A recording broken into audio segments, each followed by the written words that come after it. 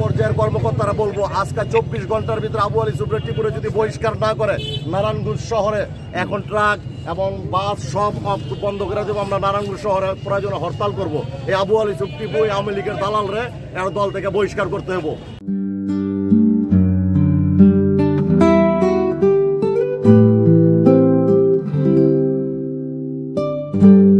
জানেন যে সুমন ভাই ফোন দিতে ওসি সাহেবের ফোন দিয়ে যে একজন বিএনপির কর্মীরে এভাবে মামলা তো এটা তো হইতে পারে না, আমি লিখিত দেবো।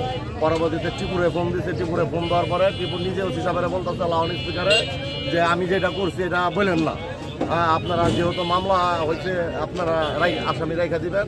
তো আসামিরা অবশ্য মানে ওসি সাহেবের রুমেই রাখা হয়েছে। আর এটা এসপি সাহেবের সিদ্ধান্ত। আমাদের কথা হলো একজন ট্রাক ড্রাইভার শ্রমিক ইউনিয়নের, উনি হলো সেক্রেটারি, ওনারে এভাবে ধরে নেওয়া, হনাস্ত করা এবং একজন নামদারি এই টিপু আপনারা জানেন তৎকালীন দোহা পরিবারের সাথে তার একটা সম্পর্ক ছিল।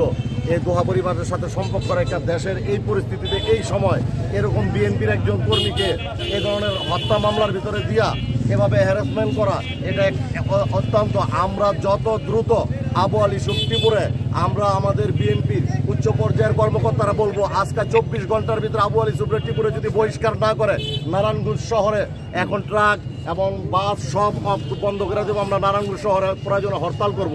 এই আবু আলী সুব টিপু আওয়ামী লীগের দালাল রে এর দল থেকে বহিষ্কার করতে হবে।